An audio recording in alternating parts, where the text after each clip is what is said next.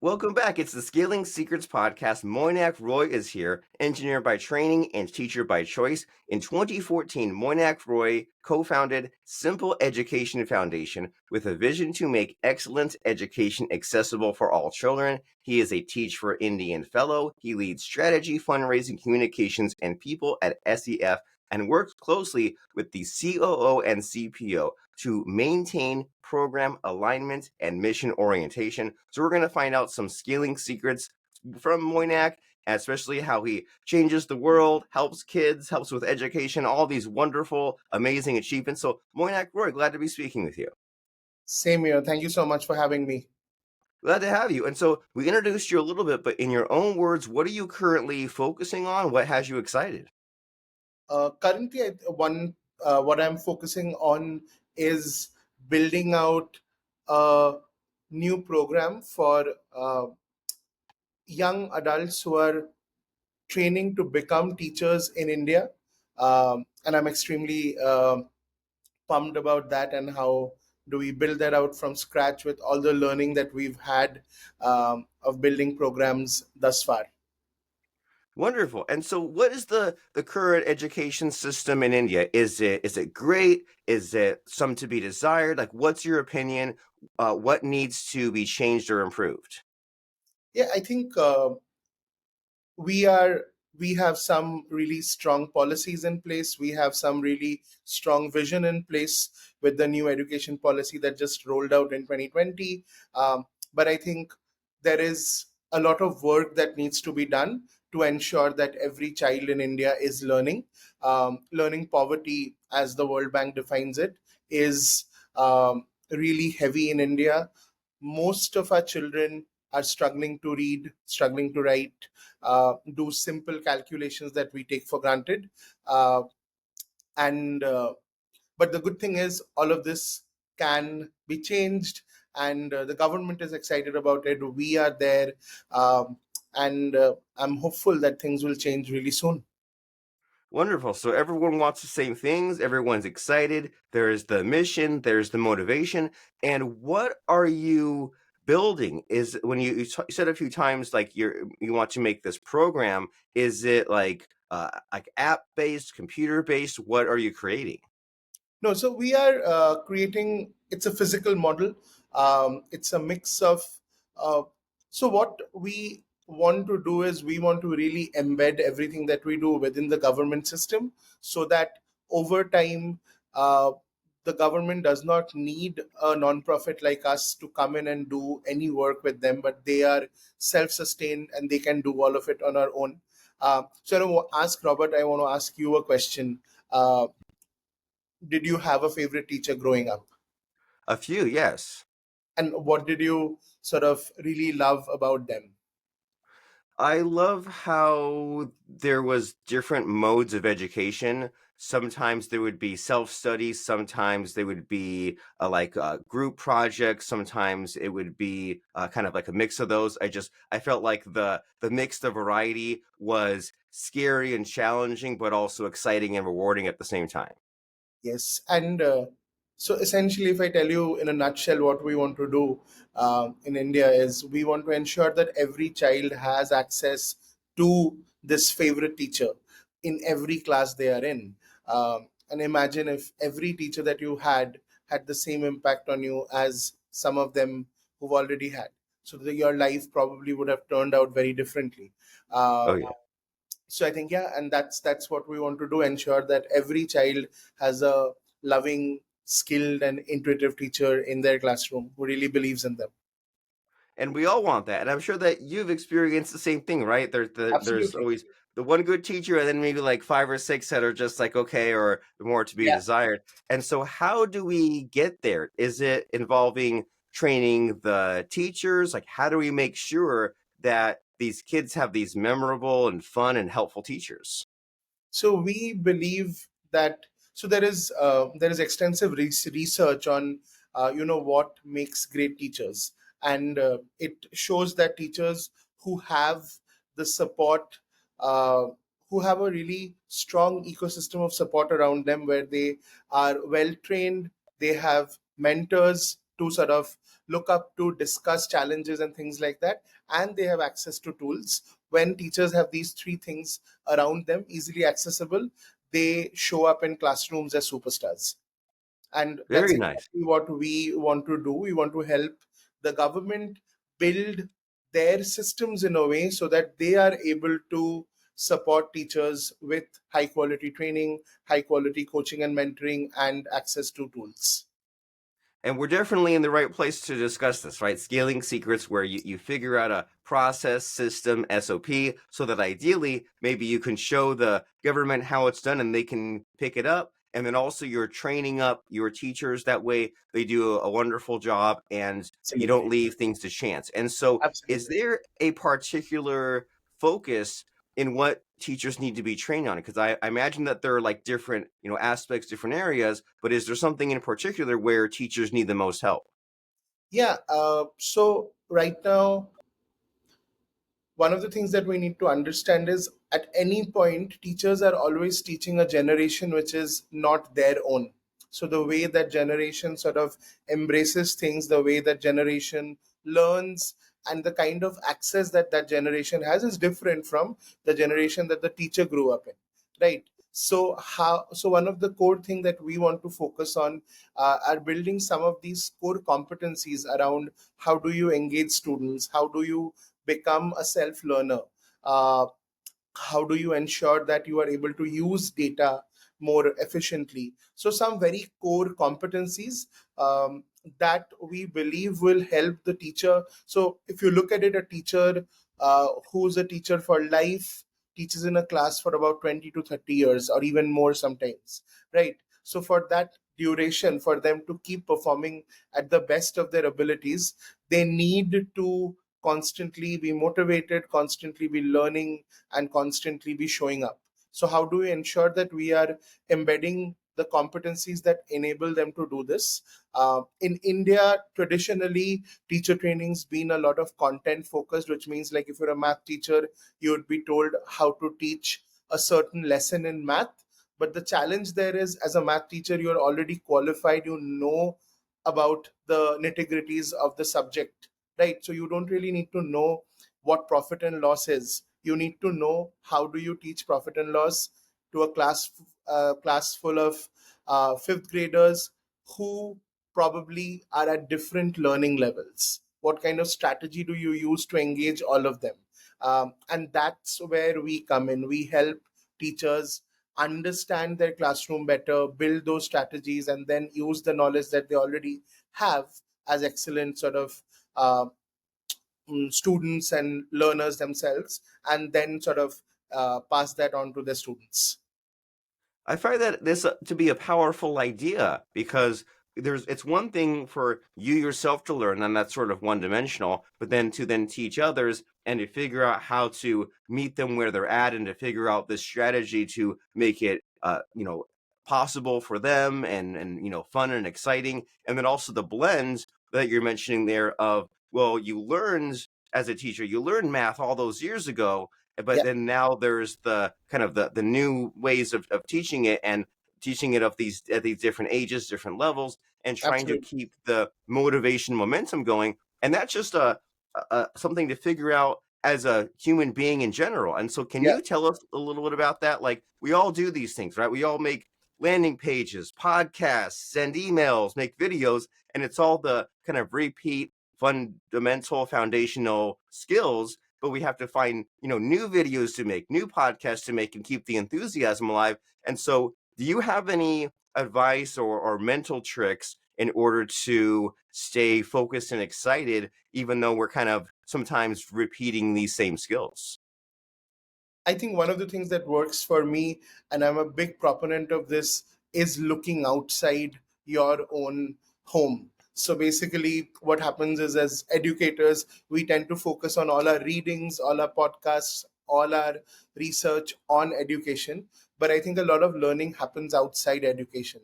So for me, I learn a lot from YouTubers. I learn a lot from people who design different things. My partner's an architect, is an architect, so I learn a lot from what she is thinking of, what are the new things that they are looking at, because that sort of opens your mind to thinking of how people are interacting with new material, how people are thinking through new material. And at the end of the day, education's purpose is to enable people to engage and then do all of these things, right?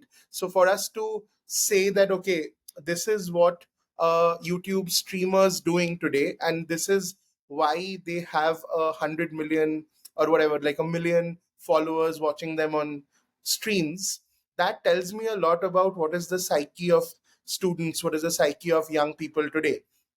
And that then enables me to think of what is the best way to deliver a lesson, what is the best way to sort of think through what the next 2 years are going to look like.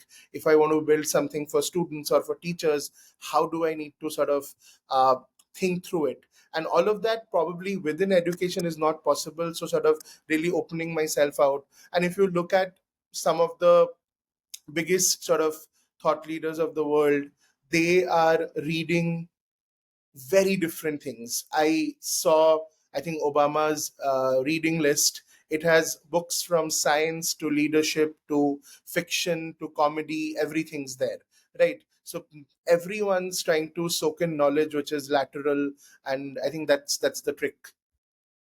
Yeah, to expand your horizons and be creative and think outside the box sometimes. And this is reassuring because sometimes I feel like I don't waste hours a day, but I feel like every now and then I watch some 10-minute YouTube video about a probe sent to Venus or about World War II, and I Exactly. and I sometimes wonder, like, am I just wasting time? Am I procrastinating? But you're saying that it's just like working other parts of my brain and making the the fun stick. And even like the you mentioned earlier to me to ask think about that fun teacher, right? The teacher that really made an impact. And like he told some story about in our local town here in America where someone got stranded at the top of a smokestack like 100 years ago. And I don't even remember all these decades later what that was about, but that still stuck with me. And it's just something off the beaten path. It's something that's not really it's not just the facts. And that's really helpful to kind of use YouTube in particular as a research tool. Like, what gets the views? What are the kids learning about these days? And then try to meet them where they're at. So these are some amazing ideas. But what helps me to help learn the ideas are some fun stories about the ideas and actions. So do you have any fun stories about either what you've seen in the teaching world or what you've done in your company or with the government? Just what kind of story do you have to share with us to really make some of these lessons stick? Yeah. So I think I can tell you a little bit of um, a story around, an anecdote around, some of the work that we do. One of the things that, when we started doing the work that we do, there are everyone around us told us, but there's so many people doing this exact same thing. How are you going to be different? And how are you going to break through? Some of these people have so much experience. But at the same time, there was data, there was research which was showing that teachers were not engaged in any of these trainings which have been traditionally happening for the last couple of decades. Teachers did not find material relevant. So we really went out and saw that, uh, when are adults the most engaged, and when are adults uh, the most out of their mind, right? Because technically, like, even when, as we are having this conversation, I'm sure you are listening to everything I'm saying and thinking of what is the next question I'm going to ask. I am thinking of how do I present the story in the best possible way. So we are always in our head a lot, right? But I think the most joy or the most learning that we experience is when we can completely sort of focus on one thing. And when does that happen is when we do something, right? So like, if you are playing, I don't know, have you played ultimate frisbee? I don't think I have. I have thrown a frisbee. Yeah, so I actually had this opportunity to play ultimate frisbee a couple of months ago, and I remember those 3 hours. I absolutely had no other thought in my mind other than just that frisbee, right? So some of the things that we've learned or we've seen is adults are very focused when they are doing something with their body, right? Be it dancing, be it sort of playing a sport or going to the gym or something on the other, like that. And that is what we wanted to tap into. So when we design our trainings, we ensure that we have at least 50% of the time where the teachers or the educators are actually practicing the skill or the competency that we are sharing, or we are sort of helping them strengthen. Right. So they actually sort of will do role plays, they'll step out of the room, practice it in some way or the other. And that really cements the learning, right? And what we've seen is we've heard teachers say that the training that they have received is better than some of the formal courses that they have done with an institute or with an university and things like that. And I think a lot of times when I personally step into classrooms and I see some of these actions happening in inside the classroom that we've discussed in a workshop, or that we've discussed over, you know, a conversation, and we see that in the classroom, that is really warming, and that really feels good. Wonderful. You're seeing it in action. And also, what I'm getting a little bit as a lesson from you is it's tempting to self sabotage and give up if you see an idea has already been done. You think about how many YouTube channels or how many podcasts out there that are sort of similar, and you might think, like, hey, should I start a podcast? Oh, no, that topic's already taken. Well, it's the problem still exists. People still need help. There's Yeah. still your own unique take on this, and so that's motivating in itself, that you can have your own way of going about things. You can have your own approach. You can kind of take your own, just a stab at it, because people still need the help, and the education system still needs improving. And so, what sorts of difficulties have you come across in this process? Like, do you have you like grown your organization, managed people, dealt with the schools, the teachers, the government? Like, where have you encountered resistance, and what has that been like?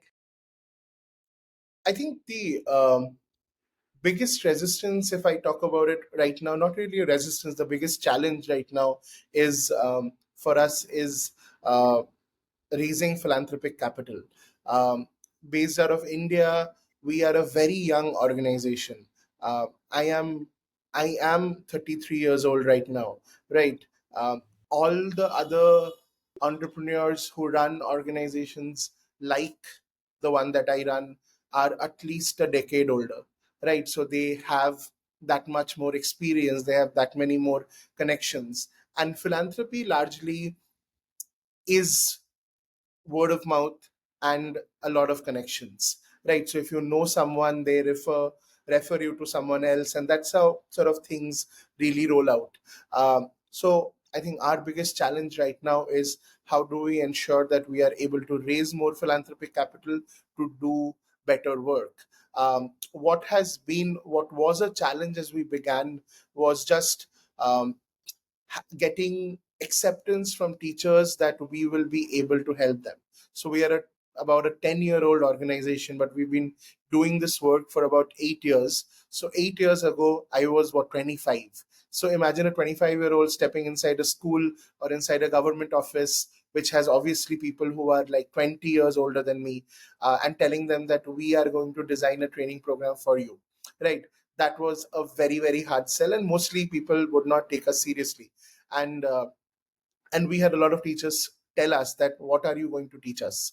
And I think so it's been that journey of, really, really fine tuning our offer, really ensuring that we are able to build that relationship with people so that they trust us and they give us that first opportunity. And when they give us that first opportunity, we have to do everything in our power to not make a mess of that, and make sure that we hit the bullseye the first time. And when we do that, and it's a lot of practice, right? Everyone uh, building these, like the whole team building these plans, practicing their execution, then facilitating with these teachers. Um, and every time we are able to do it well, we sort of increase that trust by one more degree, increase their faith in us by one more degree. And that really sort of has helped us navigate. we are really happy that today we are in a place where um, a lot of state governments in India are reaching out to us to work with them. But unfortunately, we do not have the philanthropic capital to go ahead and sort of do this work with everyone. Um, but yeah, so you win some, you lose some, and you sort of figure out some. But that's where we are. It almost sounds like sales the way that you describe it, where you say, well, I need these, I always need more connections, and who am I prospecting, and who am I speaking to, and how do I make a good impression, and where am I losing them? Where is the objection? Where is the bottleneck? And then I take that feedback and make it better, and just figure out how to improve over time. And what is sort of frustrating for me personally is when people talk about like connections and relationship building, many times people just leave that to chance or leave it to their winning personality. And I'm always impressed when people say like, well, I make 50 phone calls a day, or I'm on the phone like 4 hours a day, or I have people individual on my team that reach out. And so what is your strategy there? Like it's always great to, see what opportunities come along and who you speak to, but is there anything in particular that you're doing like outboundly to reach people to make sure that you're not leaving this relationship building up to chance? No, so we similar to what you've said, right? We ensure that we are reaching out to people regularly. We have a list that we make, which we keep revising. So there is a lot of corporate philanthropy that happens in India. Indian government has regulated every corporate house to contribute 2% of their profits to philanthropic uh, initiatives. So we know that corporates have to give to philanthropy or give to such sort of causes. What we do is we are on a regular basis looking out for corporates who are profit making, reaching out to them on LinkedIn or over email, looking for common connections, using our board members' connections, using our current donors' connections, to ensure that we are able to meet more people, talk to more people on a regular basis. There is obviously, that one-off chance of someone listening to this podcast on YouTube and then reaching out, but that is really one-off, right? That's not going to happen every day. So for things to happen every day, just reaching out, um, LinkedIn, phone calls, not a lot of phone calls actually, but LinkedIn and emails a lot, and then following up. I think one of the things that we've learned is that if someone in philanthropy does not say no, don't take it for a no. So if they're not responding, they're probably not seen the email again. If they are not responding for the 150th time, they're still, it's not a no. Until and unless you hear a no, don't stop following up. So I think that's something that we keep doing, and we've seen uh, some of that turn up really well, some of that not go so favorably. But yeah, it's a bit of what you said in the for-profit world. This would be the sales job.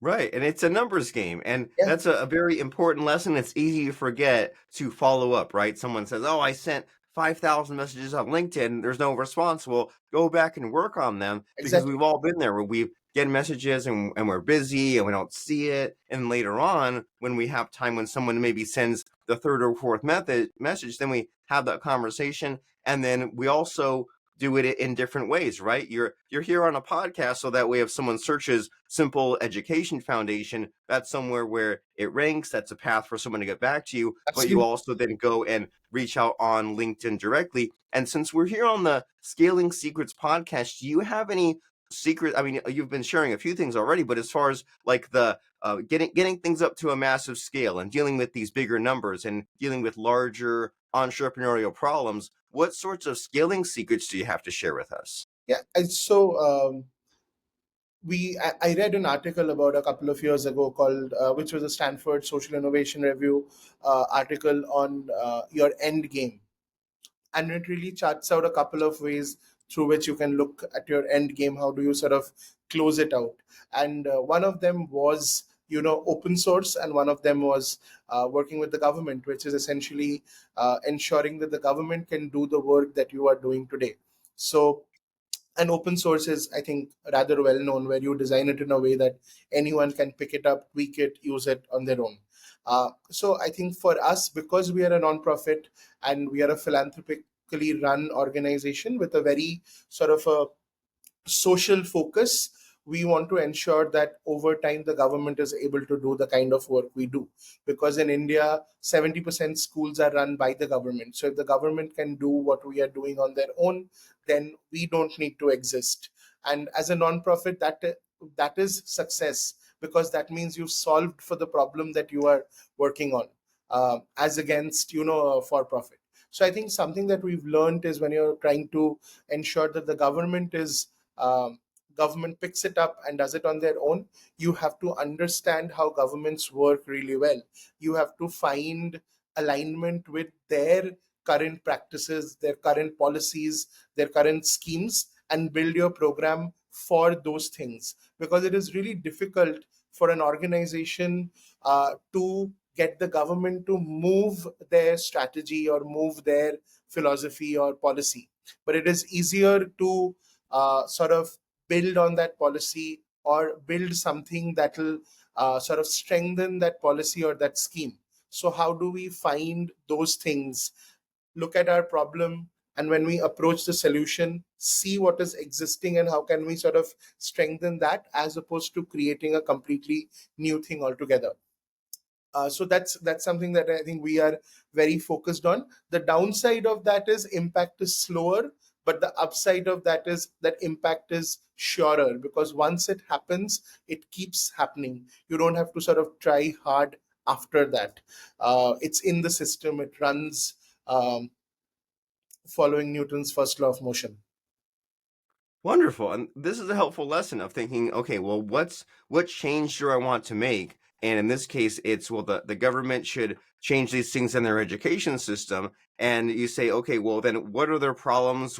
Where are they stuck? Why has this change not happened yet? So that way you're not just making some new crazy random kind of concept. You're saying, well, hey, maybe change these things in your own program. We make it open source. That way you can pick it up and you can use it if that's the thing that you then want to use. And so you're up to so many exciting things. What is in store in the future? What are your upcoming goals?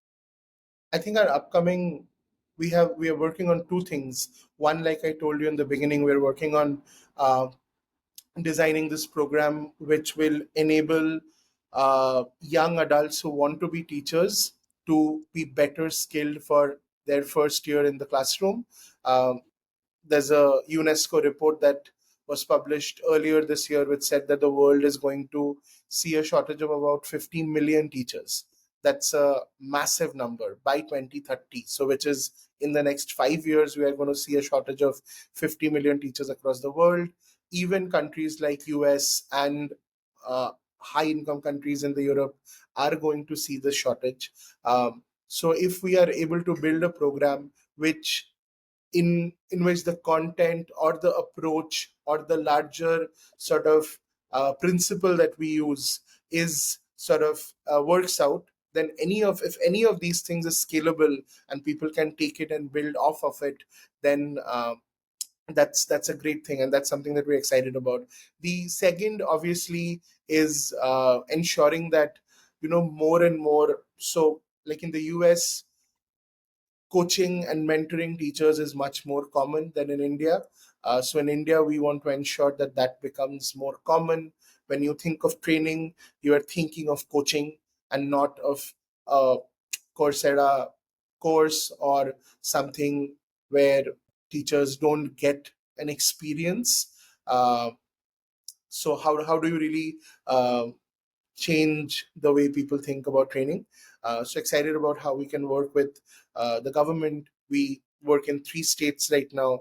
So how can we work with those governments to really set up strong programs that serve as really examples of these things? And because everything is open source, then others can just pick it up and run with it. You're up to some amazing things, and you always think about in this podcast in particular, there's always this idea thrown around about leadership and training up your team and getting the people in your organization to think for themselves and Yeah. step up and solve their own problems. And I'm just seeing like a parallel here to the teachers and train them up so that way they can think for themselves and help the kids, help the next generation, and accomplish amazing things, and everybody wins in this situation. And so what are some next steps here? If someone says, I'm really impressed with what Mr. Moynak Roy was speaking about with the Simple Education Foundation and some of his ideas, how does someone know if they are just the right person to look into this more? And if they are, where should they go? What's the website? The website is simpleeducationfoundation.org. That is simpleeducation foundation.org. Or they can find me on LinkedIn, Moynak Roy, that's Mainak, Moynak Roy, and just put Simple Education Foundation and my profile should pop up. I am very active on LinkedIn, so if you send me a DM on LinkedIn, a message on LinkedIn, I will respond to you in less than 24 hours. Uh, so yeah, I think those are the best ways. And like I said, we are looking for a lot of philanthropic support. So if there's a philanthropist or someone who wants to engage in this kind of work, want to connect, happy to do that, as well as educators and other people who are enthusiastic about working with teachers in any part of the world. I think happy to connect, share, learn. Yeah, That can be a fun conversation. So if you are a absolutely. philanthropist or in education and you want to have that chat just about what Moynak Roy and his organization is up to, go and find him on LinkedIn. We spelled it out, MAINAK ROY, and Yes. simpleeducationfoundation.org. And as someone is going to go to those locations, Moynak, do you have a fun quote or lesson to share with us at the end here to really get us excited, energized, motivated to take that next step? What comes to mind for you as far as a quote or lesson? I think I'm gonna ask everyone to think of, what I asked you to think of, their favorite teacher, and I would love everyone to think of the power that if every classroom in the world had your favorite teacher, how different the world would be today. And we want to really do that. We want to ensure that every classroom has uh, a child's favorite teacher in that class. That's very wonderful. We should all think about that. We all want that for the future generation. Moynak Roy, simpleeducationfoundation.org. Wonderful speaking with you. Thank you so much, Rob.